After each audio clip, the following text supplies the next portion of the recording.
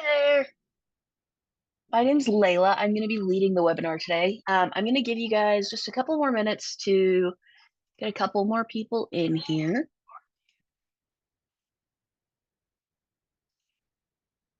Good deal. Slowly but surely. Um, for those of you that are here already, would you mind giving me like a thumbs up or something? Just if you can see my screen and if you can see me. Or a message in the Q&A, whatever's easiest for you guys. That would be awesome.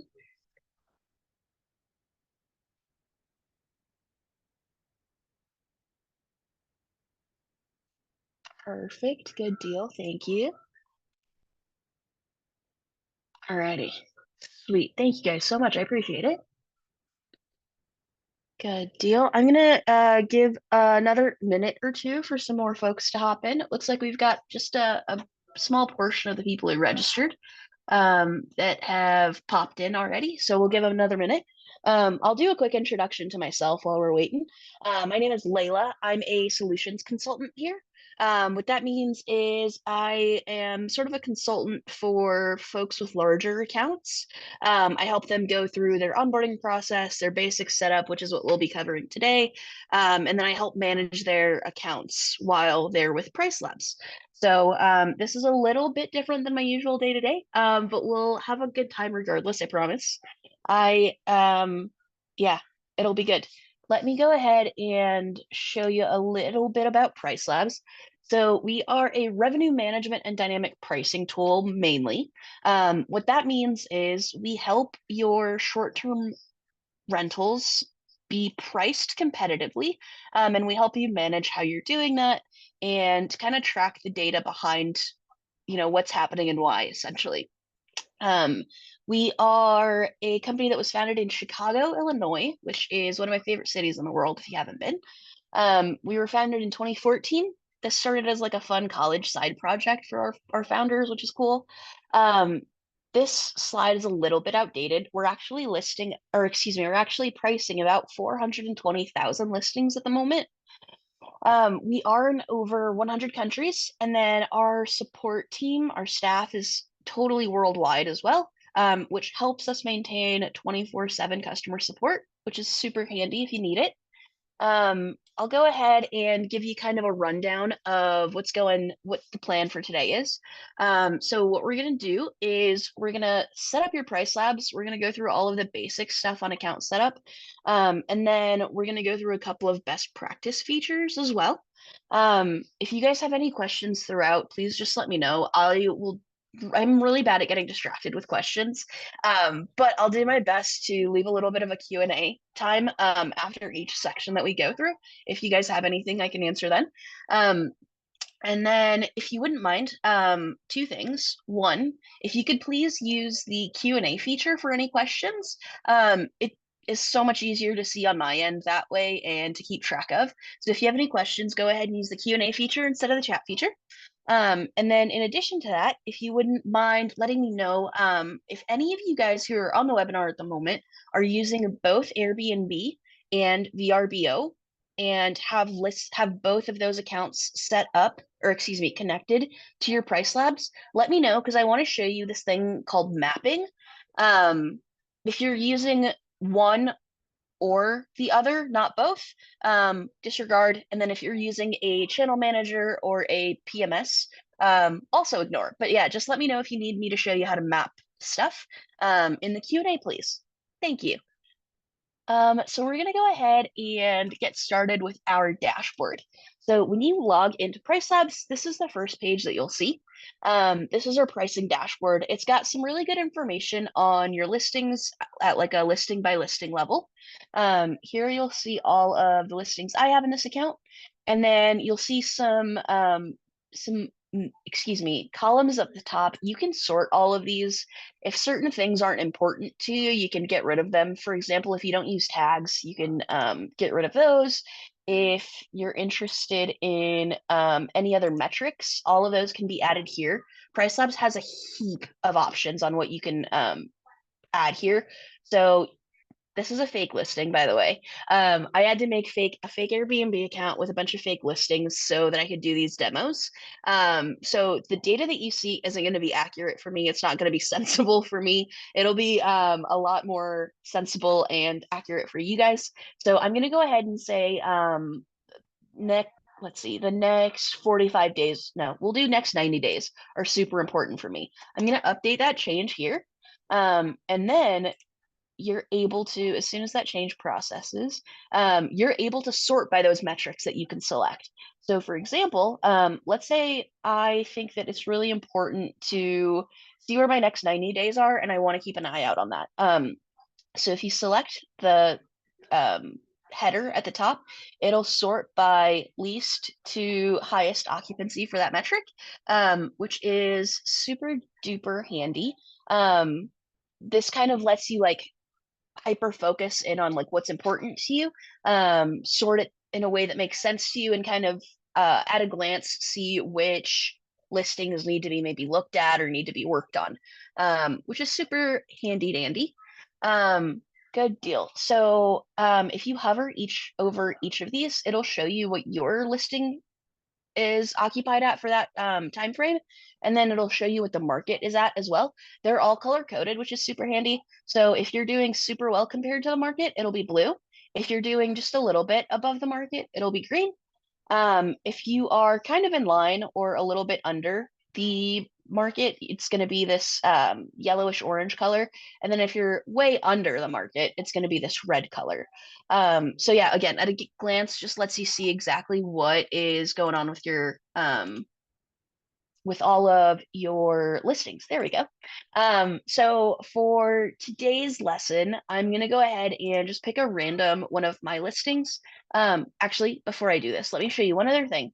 So to get your account connected to PriceLabs, what you're going to want to do is select this add/reconnect button. If you are only listing on Airbnb or Vrbo, you can select here and select whichever OTA that you're connected with, hit connect. It'll just have you log in typically. I use this account all the time, so it already knows my Airbnb login. So it won't make me do it, but then all of your listings will import from there.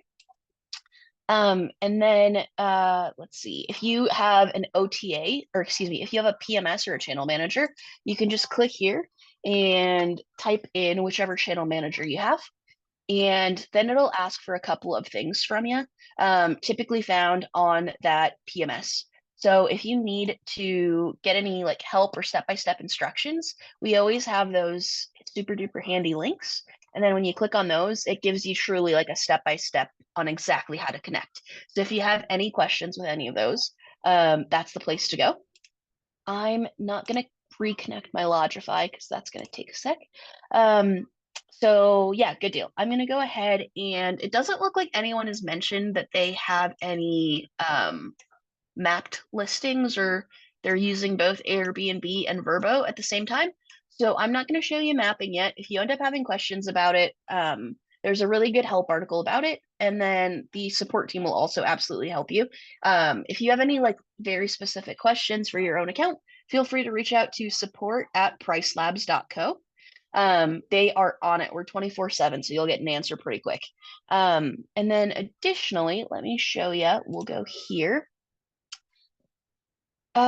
This is your individual listings pricing calendar. So this is going to show you the like date by date suggested pricing for your listing. Mine does look a little bit different possibly than yours. We have some cool features on how to make this a little bit easier on the eyes.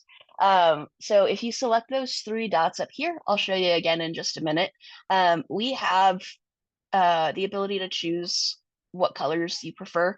So the standard color choice is like this, and there are like light greens and dark greens and light blues and dark blues. But that is tough for some folks to distinguish. So I like to keep mine in the enhanced color contrast colors. As you'll see in just a sec, it's going to get a lot easier to see what's what. Perfect. Way different colors. Good deal. So while we're here, I'm gonna just go ahead and show you a little bit about the pricing calendar before we hop into base price and minimum price. So as you can see, there's a guide on how to use it kind of down here, what all of the colors mean. This orange color is going to be a low demand day. Yellow is going to be a normal demand day. Blue is a good demand day, and green is a high demand day. If you prefer to not have these enhanced colors, yours will be just essentially shades of blue and green, but will mean the same things. And then let me show you here. So additionally, you'll have grayed out days. Those are either days that are booked or days that are blocked. Since this is a fake listing for me, all of my days are technically blocked instead of booked. They'll show up the same way. The only difference is going to be this little gray square. If a day is booked instead of blocked by you, it'll have this little gray square in it. And additionally, the gray square is going to have a little key inside of it when it's a check-in day. So at a glance, you'll be able to see, oh, this listing is being, people are arriving to this listing on this day with the little key, and then they're booking for 3 days, and then we have another check-in on this day, for example. So yeah, at a glance, lets you see a bunch of cool stuff. It also will have events here with this pink star. If this is a function that's turned off on your calendar, you can turn it on in that same spot. So the three little dots and show events. That's going to show you when there's events in town that are maybe impacting your demand. So if you hover over the day, it'll show you exactly what's going on. So for me, the 1st of September is going to be Labor Day. And you can see at the top of this pop-up that it says Labor Day. Additionally, we've got, what is this? College football days, stuff like that is all going to be noted. If you want to dig a little deeper into events, there is a button here. So it says events/holidays. And if you hit view, it'll show you all of the events/holidays that PriceLabs is picking up in your area for the future, I think, 2 years. You're also able to report events here. So if there's something that you know is happening that PriceLabs maybe hasn't caught on to yet, you're more than welcome to report it. And then you'll also need to select kind of what impact you think this is going to have. So for example, if One Direction makes a comeback and they announce a concert in your town for a year out from now, maybe PriceLabs isn't picking up on it just yet, but like the fan people are, you can go in and enter, One Direction reunion tour, and then select high impact for this. You can also obviously select medium or low for things that maybe are not going to have as much of an impact on your area. So, like Flag Day, for example, it's a holiday, absolutely, but it doesn't necessarily impact travel and accommodations too often in areas. So, yeah, we've got options to let us know how much you think is going to, that holiday or event is going to impact the pricing.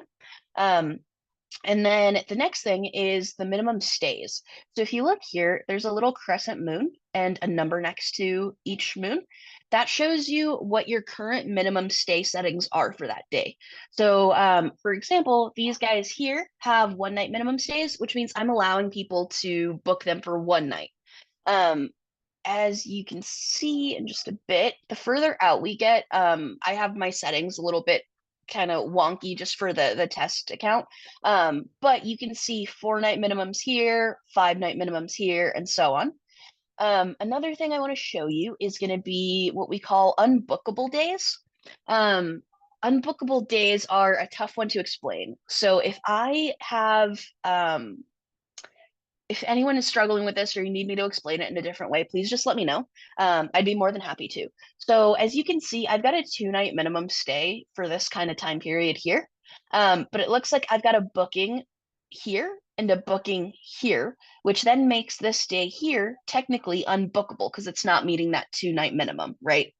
It doesn't necessarily have to be like this. Like let's say you've got a 4 night minimum or so, and you've got do I have any bookings here?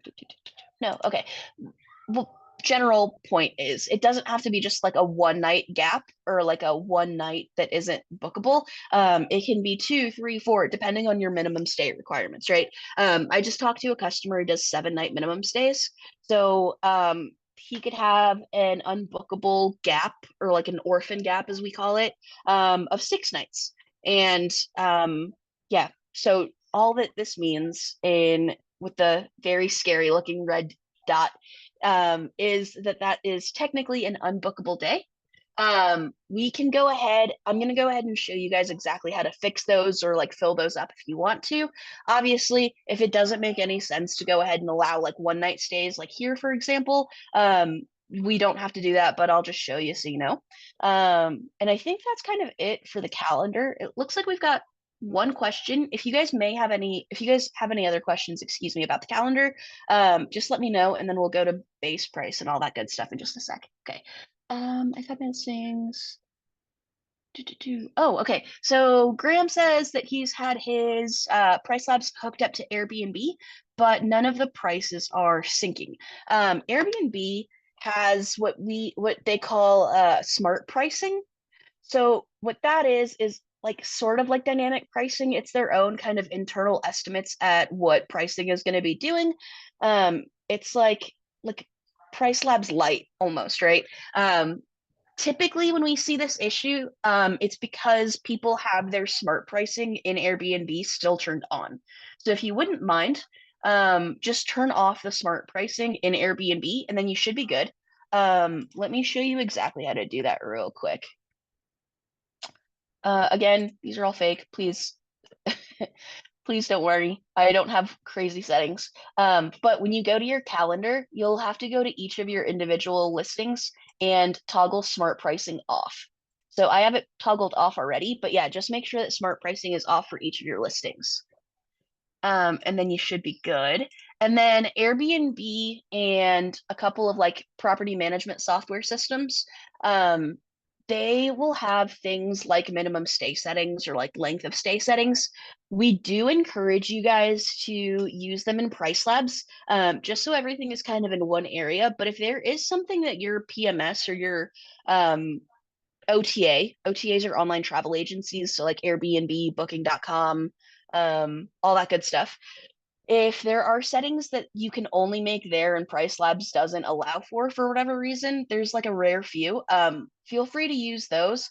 But again, anything you can do in PriceLabs, we do kind of recommend doing that in PriceLabs and turning it off in your Airbnb, Verbo, whichever OTA, and then also in your PMS or your channel manager.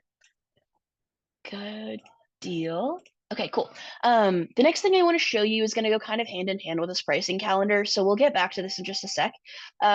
But one of the first things you want to do when you when you start using PriceLabs is set a base price. So base price is one of the things that was definitely the hardest for me to wrap my head around when I first started here. Just because I feel like with property management experience, I'm always kind of hesitant to be like, to I don't know. It's a scary thing, I think. But we'll go through it together. So when you guys will log in for the first time, you're gonna see this will be blank, and then you'll have a grayed out number here, typically. What that grayed out number is going to do is be kind of the initial starting point that PriceLabs works off of. So if you don't put anything in into PriceLabs, we need a number for the base to have any sort of idea on what to do for pricing over here, right? So what it does is it imports the data from whatever you're connecting PriceLabs to. So like for example, this is an Airbnb listing. When I would connect it to PriceLabs, I would typically see what my Airbnb is listed at for the next couple of nights or the next few weeks, excuse me, as the imported price. So what that means is we're importing the price from wherever you're connecting us to, and assuming that that's what your base price is going to want to be, and it's kind of giving us a starting point to get working, really. So imported base price is not always the best, to be totally honest with you, especially if you are, if it's like a newer listing, or maybe you're newer to the property management world, or like short-term rentals. So I would definitely check this out. We have a really cool tool called the base price helper tool. It's not called that. It's called the help me choose a base price tool. What this is going to do is when you come in here, if you are newly connected to PriceLabs, you're not going to have this recommended price like I have. You'll get a recommended price after using PriceLabs for a few weeks. That's going to be kind of like a nudge in a direction of like what makes sense to price it at. What you guys are going to have instead, as newer users, would be that imported price here. So again, that'll be from your PMS or your OTA.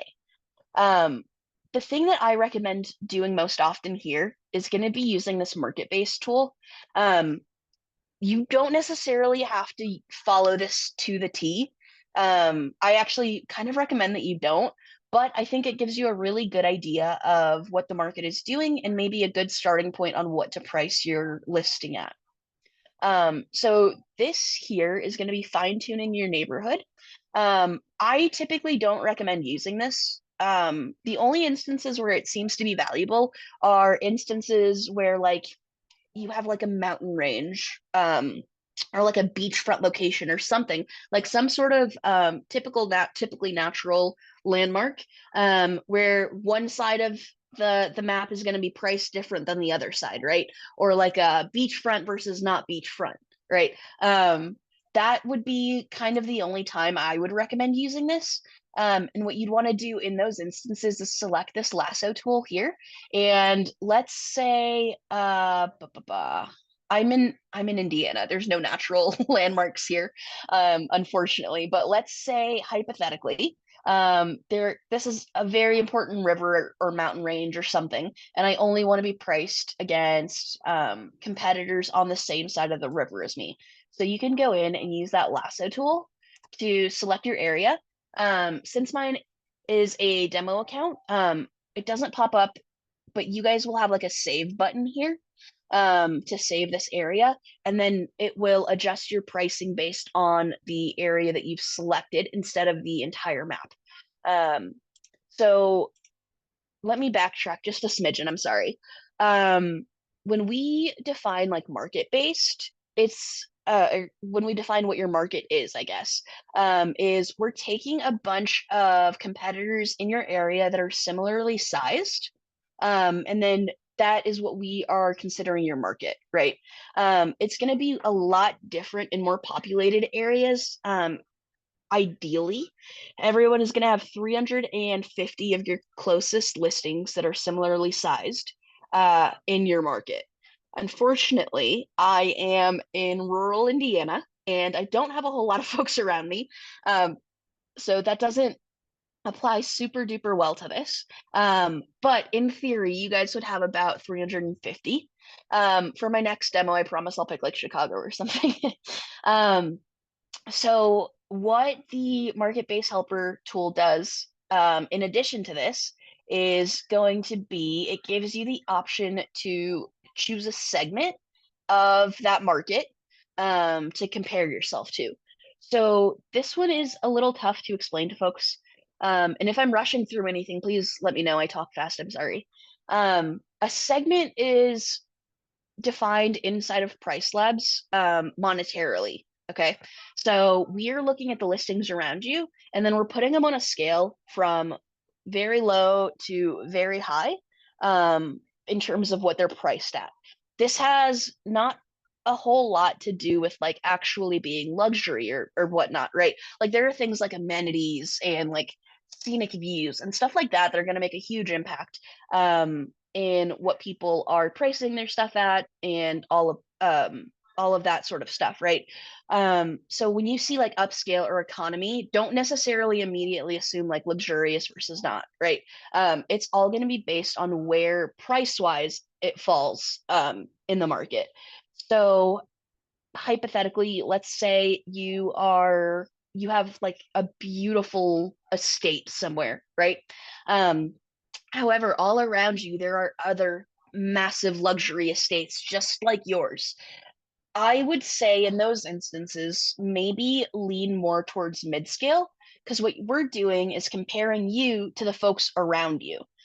So if you're in a super luxurious area, even though you are yourself luxurious and would feel upscale, we're not able to take those things into account in any super conductive way, unfortunately. Um, so yeah, this is all based on price. And you have to remember that you're comparing yourself to competitors around you. So keep both of those things in mind when you're selecting which segment you want to be in. But economy, if you select this segment, it's going to put you in the 25th percentile of the market. So if we're taking all 350 units around you, that's going to be folks in the 25th percentile on down, typically. Mid-scale is going to be straight up 50% right in the middle. And then upscale is going to be the 75th percentile. And as you can see, changing these does actually change what my market-based suggestion is quite a bit. So I'm going to keep it mid-scale just to be safe. And then additionally, so you can do bedroom selection as well. Typically, PriceLabs will want to go ahead and do like whatever your bedroom count is, +1 and -1. So my house is a 4-bedroom. PriceLabs is taking into consideration 5 bedrooms and 3 bedrooms as well. So again, I'm in a rural location, so we don't have a whole lot of listings. You can see here exactly how many of each type we have in my area. And unfortunately, for other 4 bedrooms around me, there's only 22 listings. So that's not like a great number of listings to create a data set from or to like pick data points from. So typically, you'd want to do like at least 50 listings is where we say is safe. So if you are in Chicago and you've got 200 4-bedroom listings around you, feel free to uncheck the 3 and the 4, or excuse me, the 3 and the 5 bedrooms, and just focus in on those 4 bedrooms. I'm personally not really able to do that considering the low number of listings in my area. But another option here is like, let's say you have a 4-bedroom, but you have like a massive loft upstairs. Like it's huge and it can sleep a number of people and all of that good stuff. In that case, you may want to compare yourself to 4 bedrooms and 5 bedrooms in the area. But again, totally up to you. These are completely customizable things. PriceLabs is really good at giving you suggestions, but also really good at letting you customize and kind of do your own thing and use your knowledge to make the best decisions. So to do this, I'm going to click 5 and 3 bedrooms in my area as well. And then as you can see, we're in the 50th percentile of the market because we selected the mid-scale. Let me get back to that in just a sec. One last thing I want to show you here before I show you the next set is going to be the calendar. So base price is really hard for folks to grasp, myself included. In theory, what you want your base price to be is the absolute average for the year of what you're going to be listing your listing at. So you're taking into account high season and low season and doing your best to kind of shoot for right in the middle, right?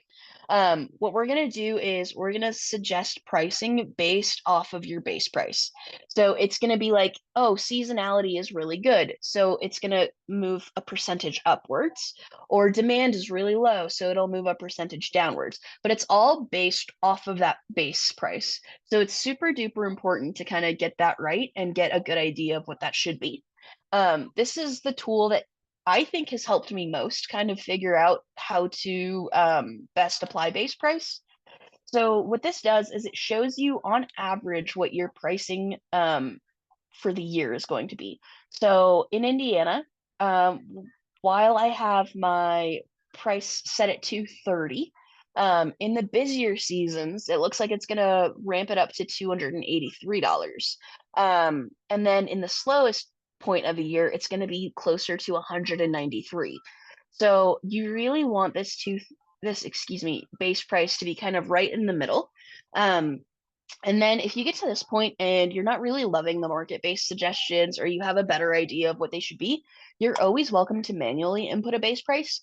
One of my favorite things about this tool is going to be the fact that it lets you see those couple of tools still, even if you're manually inputting something. So let's say I want to go ahead and do 235, right in the middle between the recommended and the market recommendation. It'll show you that your listing would be in the 57th percentile of the market, and it would show you this calendar of what your pricing is going to look like for the year as well. Let's say I want to go crazy and do 315. Indiana, I know. So yeah, that changes your pricing to the 84th percentile and then changes kind of the lowest low to a way higher price than anticipated. Interesting. And then to increases the highest price as well. Excuse me. Um, you guys will have the option to select like a save button down here to just import this price or whichever price you're choosing into your base price number. I do not have that because it's a demo account. So I'm going to type 239 in here. Actually, I'm going to type in 235 just to show you something real quick. So that's base price. If you have any questions about that, let me know. I'm going to go in and talk about minimum next. So minimum pricing in theory is going to be the absolute lowest amount that you would take for that unit. So I know that that's like really hard to put into a number or like really hard to think about even, but it should be as low as you're comfortable going. If you are not really wanting to put that specific number in there for whatever reason, we do recommend that minimum price be at least 30% lower than what your base price is. So for me, it's going to be 235 and I'm going to do times 0.7. So my minimum should at the very highest be $164. So I'm going to put in 164. And then what this is going to do is all of these prices here are based on the prices on the base price that you input here. So I'm going to go ahead and click the save and refresh button, and you guys will see that these prices change a bit because I changed my base price. Cool, good deal. So yes, pricing has changed a smidgen. One quick note is so there if you pay attention to anything I'm telling you today, it should probably be this. What you're going to want to do is definitely know the difference between the save and refresh button and the sync now button. So the sync now button and the sync prices toggle up here are what exports the PriceLabs data, like the pricing suggestions, the minimum stay settings, all that good stuff. What exports that out to your Airbnb, your Vrbo, your PMS, whatever you're using. So that's all the sync now button. So that's like pushing out, right? The save and refresh button is going to be for inside of PriceLabs. So what that's going to do is if you make any changes like to the base price or to any of your customizations, hitting save and refresh is going to update your calendar and keep that that new info inside of PriceLabs. So save and refresh internal, sync external. Good deal. um, so yes, I save and refreshed so that it updated all of these numbers. The last thing I want to show you on this section is going to be this little pop-up. So I know I'd mentioned this earlier. It's a pop-up that helps you see things like events in your area, but also it shows you the math behind what PriceLabs is doing, right? So as you can see here, the things that are impacting my pricing for this day are going to be, let me do something more dramatic. Please hold. Let's do like this day. Okay, cool. So here it shows you what factors are impacting your pricing. So as you can see at the very top, it says base price 235. So that's our starting point, and also why base price is super important. It looks like seasonality is playing a slight factor in increasing pricing. So that ups it to about $241. And then there's a huge demand factor in play. There's college football, so people want to be in the area. There's more Airbnbs being booked, all of that good stuff. So there's a 30% increase due to demand factor. And that gives us that price of 313, the uncustomized price. Then your price customizations are going to be taken into play. Ignore this for just a moment, but ignore mine, excuse me, for just a moment, but this is where you can set up things like last minute discounts, far out premiums, stuff like that. That's where all of that will be housed. And that's where you can see which of those things is going to be impacting your pricing specifically. For me, I've got occupancy based adjustments turned on, which are occupancy based premiums and discounts. I'll show you how to use those in just a sec. But as you can see, it gives you kind of the rundown of exactly what's going on and why, which is super duper handy. And then I think that's all I've got for pricing and the pricing calendar. Does anyone have any questions that you'd like to shoot in the Q&A? Cool, cool, cool. Nothing. Awesome. The next thing I want to talk about is the minimum stay settings. So, one pretty neat. Oh, max price. Good catch, Carlos. I typically don't recommend doing a maximum price.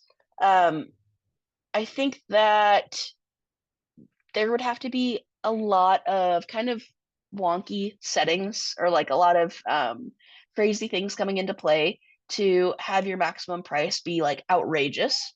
Let me go to November. We've got Taylor Swift coming here, so that's going to be like as outrageous as it gets. Um, so yes, Taylor Swift, if you're trying to book in Indiana, is going to cause a 200% increase in pricing. As I'm sure we all know, that's like not a typical thing. But if for whatever reason you absolutely do not want to get to that number, or there's like a certain threshold that you don't want to cross, go ahead and put a maximum in. Um, However, I definitely PriceLabs can do its thing without a maximum. And I think that people are often surprised by like how accurately PriceLabs is able to gauge what you're gonna be able to book at. So maximum, welcome, but not necessary for sure. Cool. Good deal. So I know that we've talked a little bit about dynamic pricing and how PriceLabs does its thing. One other very cool feature about PriceLabs is going to be our dynamic tools for minimum stays. So typically, like when you book through, or excuse me, when you're setting your minimum stay requirements up on like Airbnb or Verbo or whatnot, they have like a very finite couple of settings in how you can do this. It's like mostly stagnant stuff. It doesn't adjust based on the situation, all of that good stuff.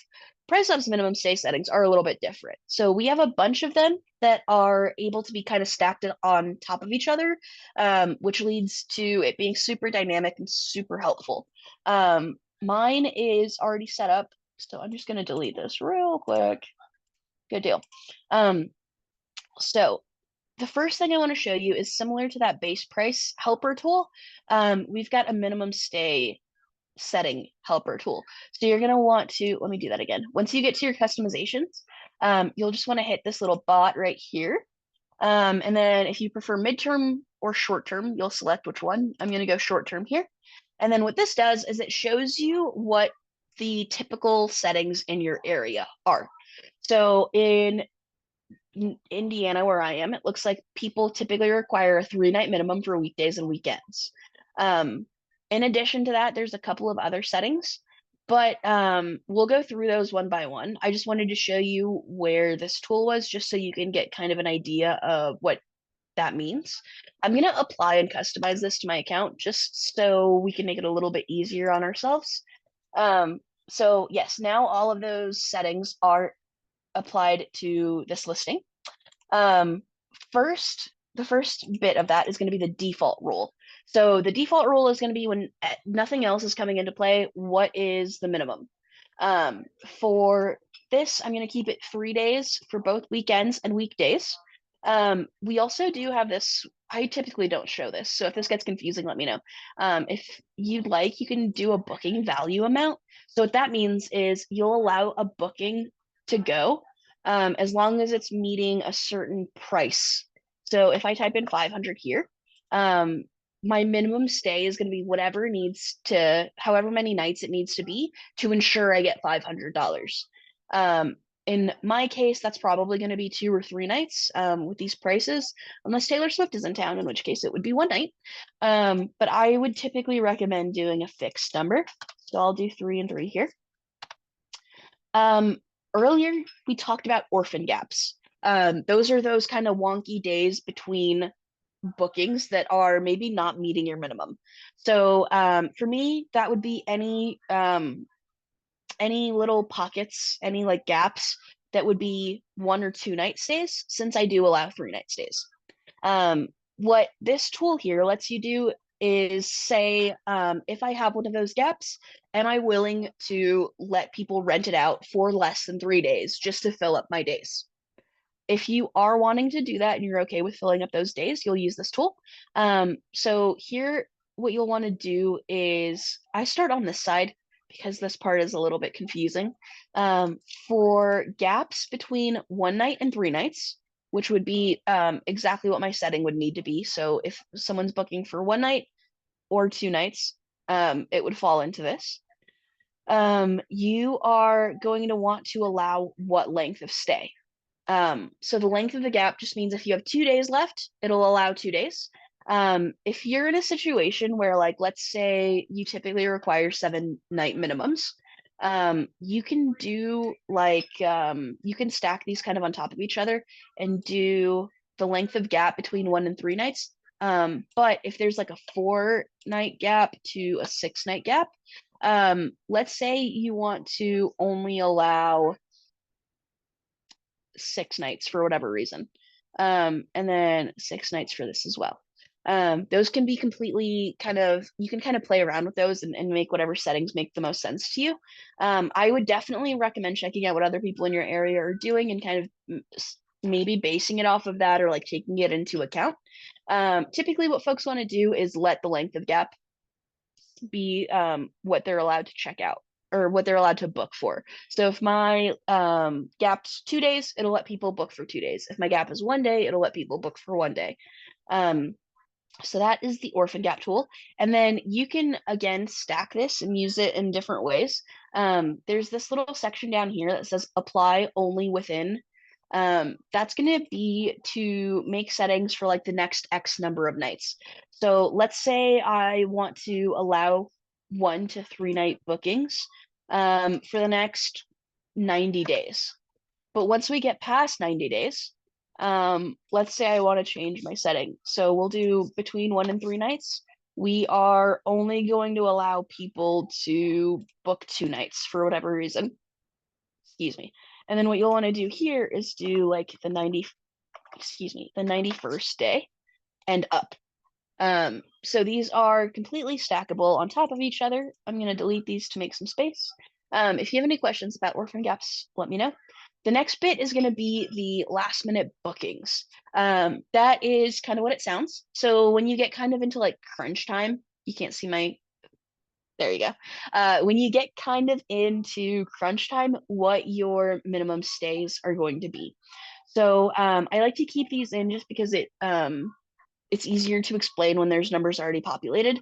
So what this is going to do is if someone is booking within 2 nights, so the next 2 nights, you're going to say, I'm allowing a 1 night stay in those like super last minute situations for both weekdays and weekends.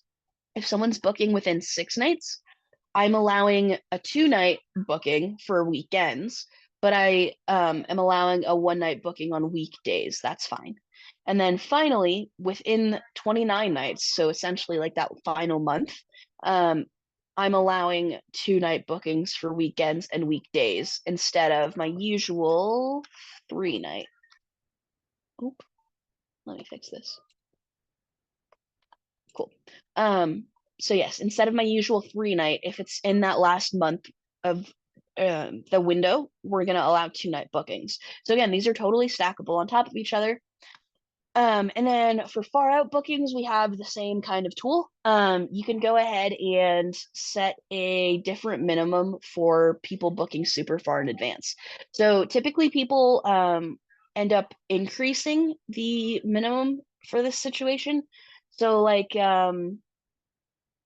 gosh, we'll say 4-night weekend is required if you're booking 90 days out. That's a little dramatic. I'm going to delete this one. Let's say a 4-night booking is required for 180 days out. So if anyone's booking 6 months in advance or further, um, you're going you're going to be requiring at least 4 nights be booked for weekends and at least 3 nights be for weekdays. And then this can be stacked on top of each other. So let's say you want to do 365, and then if someone's booking a year out, at least you'll want a 4-day minimum for the weekdays and a 5-day minimum for the weekends. You can add and customize these as much as you'd like. But those are all going to be in that spot right there. Again, just hit this tool if you kind of want to get an idea of what people are doing around you. Let's see. Date specific overrides. I cannot believe I forgot those. So date specific overrides are really cool. Let's say again, One Direction are having a comeback tour, and they say, "Oh, we are going to be in Indiana the weekend of Halloween for whatever reason." Um, this weekend. Oh, same time as Taylor Swift. Bad call. No, just kidding. But yeah, the point I'm trying to make is, let's say something happens and you would like to alter the pricing that PriceLabs has, in like a fixed way or like in an increased, but only for a certain number of days. What you can do is you can either click on like the one day that you want to change, and then get this date specific override pop up. Here you'll be able to either enter a fixed price for that day or a percent change on recommended. So the percent change on recommended is going to take the number that PriceLabs suggests to you and increase it by whatever percentage you're entering here. You can also do discounts that way if you'd like, but that is done through there. You're also welcome to click and drag, and then that's going to impact the entire week that you just selected. This can be done for like a whole month at a time if you need. Not hugely recommended, but definitely welcome if that is what suits you. So yeah, you can either pick a fixed price or an increase on that price, on the recommended price, excuse me. What you can also do is you can change your minimum price for that week. So let's say, for whatever reason, this is going to be like a big week, and I typically would accept $164. But for this week, I'm only going to accept 180 and above. You can do that all here. And then you are also able to adjust your minimum stay settings here as well. So let's say there's a big conference or something happening, and I only want to allow 5-night bookings instead of my usual 3, for that week. You can go ahead and select that here. And then that way you're not like messing around with your other settings or anything like that if it's just a very specific time frame that you're wanting to add an adjustment to. And that's all done here. There's one other really cool setting that I'll tell you about. So I think that this part is really, really cool. It's the set override expiry. So what that means is, let's say you have some like last minute booking. Excuse me, let me go to today. So my last minute pricing, let's say it starts like 2 weeks out, right? But this week is these couple of days here are still not doing as hot as I wanted them to do. I'm going to go ahead and select these couple of days and say, let's go ahead and do excuse me, a 10% discount on the pricing for now. But I don't want that 10% discount to stack on top of the discount that people will get for those last minute bookings. So this August 29th to September 7th is going to have a 10% discount until it gets to we said 2 weeks or whatever it was, where my last minute discounts would start to kick in. So you'll hit add, and what this will do is you'll keep that 10% discount on those days up until it gets into this range, the 14 days of your current day. And then those will be turned off so that you're not stacking like multiple discounts on top of each other, if that makes sense. Perfect, good deal. And then you can view your date overrides here if you ever need to. They'll pop up on your calendar as well. So like if you go like this and I say 250. Save. Give it just a sec. And you can see that banner pops up, and that is the date specific override that I've put into place. Let me see. Are there any questions about any of this stuff?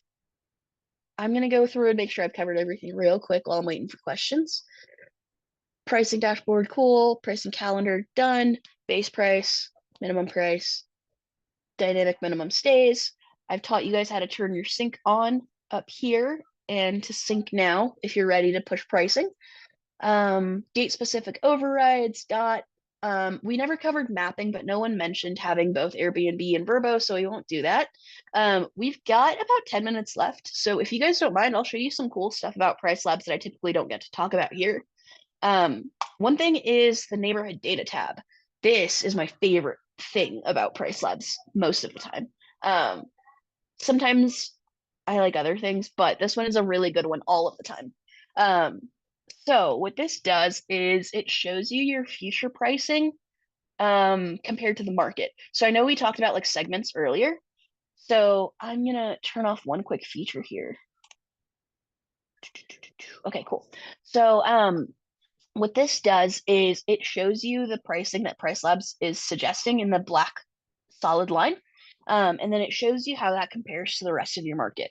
So it takes those same segments that we talked about and basically like color codes them and puts that on a nice little graph for you. So here, the grayish color is going to be the 25th to the 50th percentile. So kind of like the economy of what we were looking at earlier. The dark red color is going to be kind of right in the middle. It's going to be the 50th percentile at the bottom up to the 75th percentile. And then the super light red is going to be the 75th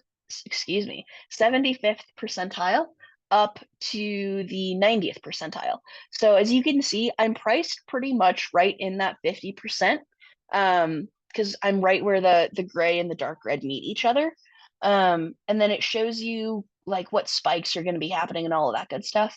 And then you can zoom in too and see it a little bit more closely. Double click to zoom out. And then it's got a bunch of really, really handy features here as well. So if you hit these little dots right here, what I like to look at is, oh, not this one, I'm sorry. If you hit this guy right here,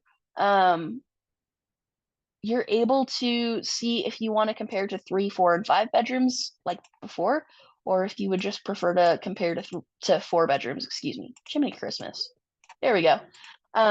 One other thing to note is PriceLabs does all of this pricing and all of this stuff prior to any markups or any like discounts or premiums that may be added on in your PMS, your Airbnb, your Vrbo, etc.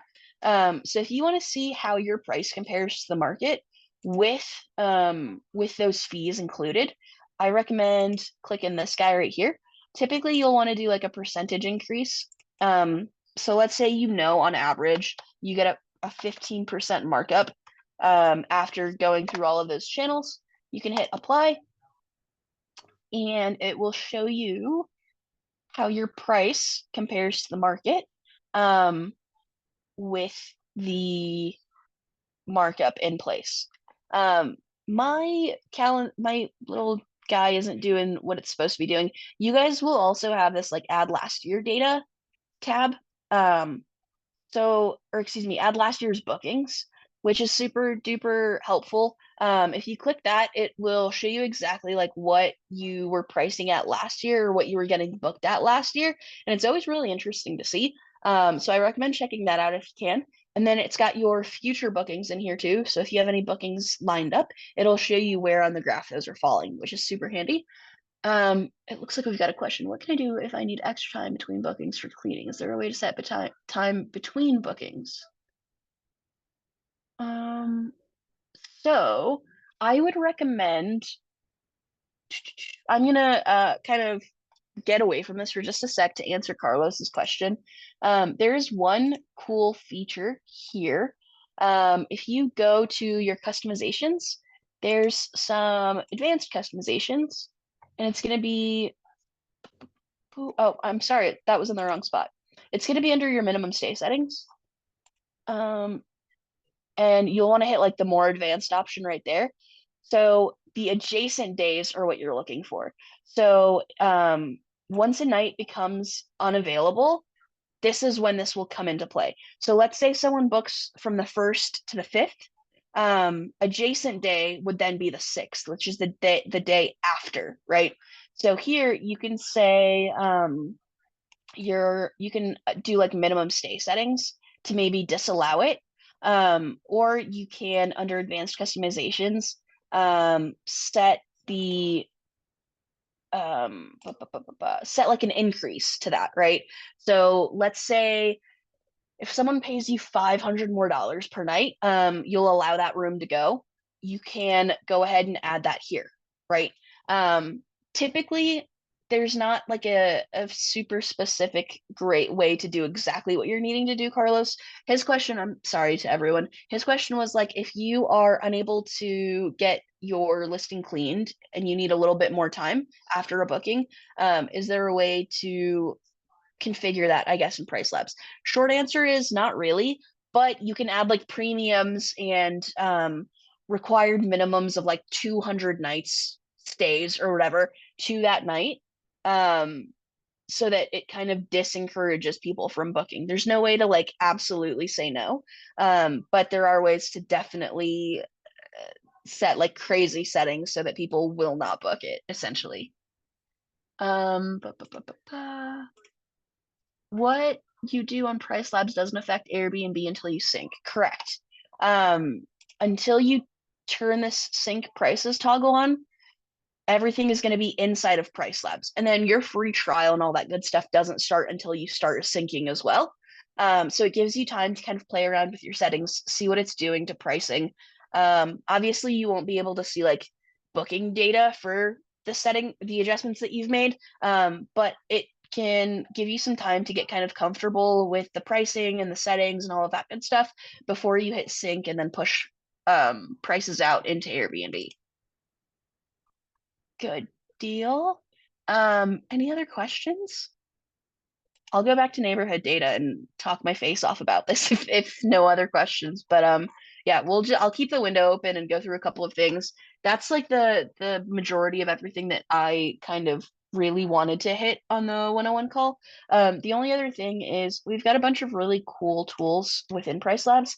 So if you select right here, there's a bunch of help articles. We've got a knowledge-based article about darn near anything you could think of, which is super duper handy. And then we've also got chat support and email support available right here, with a click. So that's super duper easy.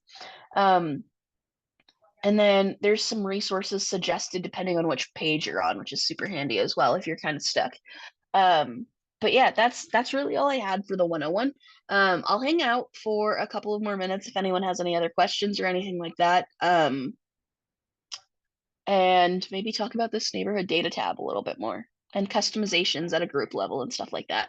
But yeah, hit me with any questions that you have left. Everything else is going to be kind of just for funsies. If you're not interested, don't feel the need to hang around. But yeah, I'll be here for just a few more minutes.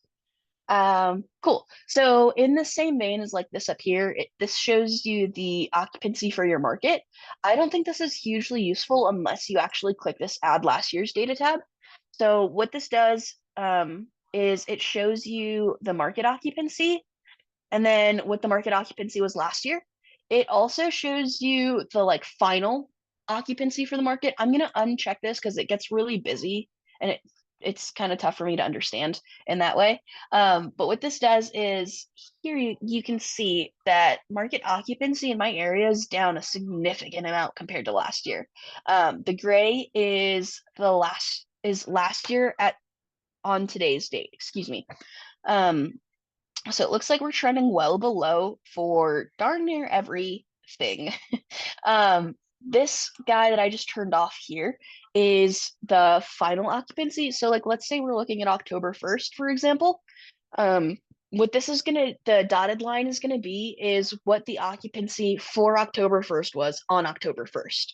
So like by the time the day is done and the day has come the window has come to an end, what your occupancy was. So as you can see here, October 1st at this point, so August 15th of last year, our occupancy was 12.5. But by the time we got to October 1st, it ended up at 56.2. So it has some room to grow for sure. But this year, we're still sitting at like almost 7% below what it was last year at this time. So if you guys are having any sort of like concerns about your listings, this is a good place to check first. It shows you what the occupancy in the market is doing and if there's any huge changes. The next thing I'll show you is this market history guide here. This is super duper handy because it shows you a bunch of fun stuff for the last year. It shows you the average market occupancy, excuse me. And then it shows you things like the booking window. This can be hugely helpful for when you're like trying to figure out when you're gonna give discounts. So if you're doing like last minute pricing, right? It looks like most people in Indiana book 23 days out. So you may not want to do last minute pricing in the last 29 or 30 days, like the original example like had suggested, right? So you may take this into account when setting stuff like that. You can also look at your length of stay. So this should give you a really good idea on what's important for like your minimum stay settings. So as you can see here, almost consistently throughout the year, we're at about 3 nights. So what that tells me is I should probably not make my minimum stay 4 nights. So yeah, you can get a lot of really handy info from here as well. One other very cool thing is this competitor calendar. So let's say there's a couple of folks around you that you know are competitors of yours. Like you know them pretty well, you know what their listings look like, all that good stuff. You can select them here, and then you can hit this update data guy right there. And this is going to show you a day-by-day breakdown of what their pricing is like on Airbnb. And then what their minimum stay settings are on Airbnb. So it lets you compare your listing to them pretty like granularly and pretty like intensely, which is nice. So like let's say this guy is a big competitor of mine. Here's his whole calendar and what pricing and minimum stays he's got. In effect, the crossed out days are days that are already booked. So yeah, this is super duper handy. And that's kind of the end of the neighborhood data tab. It looks like we've got a question. Is pricing reset every day/hour? So pricing gets pushed out to Airbnb and essentially whoever you're connected to. If you're connected to like a channel manager, it'll get pushed out there. If you're connected directly to Airbnb, it'll get pushed out there. But that's done nightly. You can go ahead and hit sync now if you ever need to do so, like if you ever want to push pricing immediately. But it's typically done, I think it's between 12 a.m. and 6 a.m. Central Chicago time. And it's done nightly. And then good deal. Oh, and then one last thing I'll show you guys. I know we're over time, so if you want to leave, that's totally fine. When you go to the customizations settings here, you can make all of those kinds of adjustments that we talked about on like way higher levels. So instead of doing all of those minimum stay settings for each listing individually, you can do it for your whole account. So anything that's on that you've connected to Airbnb, for example, you can hit edit here and you can make those same minimum stay settings for your entire portfolio there. Which is super handy. One thing I do want to let you know is kind of the more like specific you get, the more precedence those rules take. So like for example, if you set a minimum stay setting in the account level, but you set a different one at the listing level, the listing level is what's going to take precedence. It's going to be what ends up being the actual rule. So this is super handy to use if you are planning on doing like the same rules for a bunch of listings. You also have the option of creating groups. So you can go to manage listings here, select a couple of listings, and then assign them to a group. And then you can make adjustments at the group level as well. So let's say you've got like 5 properties in LA, 5 properties in Nashville. You want to do the minimum stay settings in Nashville all the same, and you want to do the ones in LA all the same. You can make 2 groups based on location, and then set settings for each of those, instead of setting individual settings for each and every listing. But yeah, I think that's all I had. It doesn't look like we had many more questions, so I'm gonna go ahead and call it in just a sec. If you guys do have any questions, I'm gonna send you a copy of this recording very shortly, and I'll send you a link to our 201, which is getting like a little bit more in depth, um, with like customizations most specifically. I'll send you all of that, and then I'll send you you'll have my email address, of course. You'll also have the email address of the support team, so they can help you with anything you need. Let's see, could you please show again, how do I get to customization for groups? Yeah, absolutely, Carlos. So if you go to dynamic pricing, you have to make the group first. Let me say that. So once you select these couple of guys and assign them to a group, um, you'll need to make sure that the group exists first. Then you'll want to go to this customizations guy under dynamic pricing. And then you'll want to select groups. And then let's say this is the group I just made. You'll hit edit and make those settings for the group there. Sweet, good deal. Okay, cool. I'm gonna call it then. If you guys need anything, feel free to reach out anytime. I promise we're here. Thank you.